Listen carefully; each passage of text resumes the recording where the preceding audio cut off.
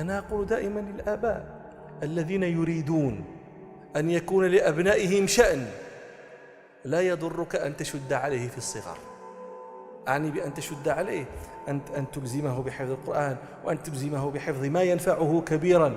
وإن رأيت وجنتيه حمراوين، وإن رأيت عينيه ذابلتين، وإن بكى ذلك البكاء الذي لا صوت معه، ترى العينين تذرفان ولا صوت، هذا البكاء قاتل للوالد يهد بناءه هدا، ومع ذلك لا ينبغي لك أن ترحمه، لأن رحمته هو إبقاؤه في الكتاب. قال أبو العلاء: فقسى ليزدجروا، ومن يك راحما فليقسو أحيانا على من يرحم. قسوتك تلك هي فيما يظهر له قسوة، لكنها رحمة في الواقع. ما أدري أنا حدثتكم قصة أم لم أحدثكمها عن رجل كانت له بنت باكورة أبنائه، فكانت له بنت فأراد أن تحفظ القرآن، فكانت المسكينة إذا خرجت من المدرسة في الرابعة أو الثالثة يأخذها ويذهب بها إلى الكتاب، فهي كانت لا تفهم لماذا يختصها أبوها بهذا العذاب المبين. كل صويحباتها إذا خرجنا من المدرسة ذهبنا فلهينا ولعبن، وهي يأخذها إلى الكتاب: احفظي سمعي. فقالت له مرة: يا أبتي لماذا تصنع بي هذا؟ ألست ابنتك؟ ألا تحبني؟ فما بالك تعذبني هذا العذاب؟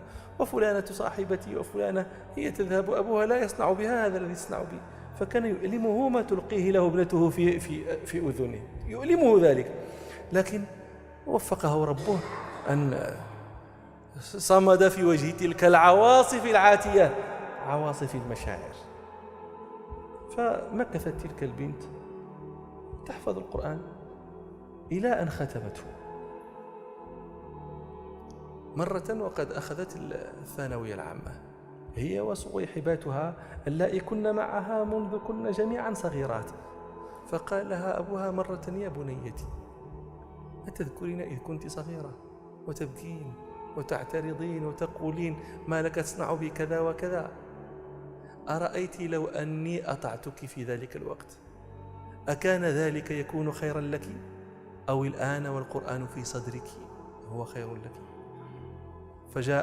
فقالت له: جزاك الله من والد خيرا، نعم الوالد أنت، بل الآن كيف أجزيك، كيف أصنع بك؟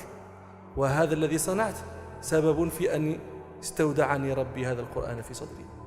فيقول لها: ها هن صويحباتك مثلك مثلهم في السن، في الثانوية العامة، في كل شيء، لكن هن لا قرآن معهن وأنت معك القرآن. أتذكرين التعب؟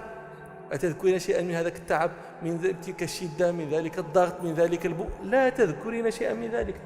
ليس معك الآن إلا هذا الفضل العظيم الذي تحوينه في صدرك. فهذا أقول: وليس لجاهل في الناس معنى. ولو ملك كان يقول: أضر بنا حب هارون، أضر بنا. وكم من الولدان يضر بهم حب آبائهم لأنهم يتركونهم. كم من الولدان يضر بهم حب آبائهم.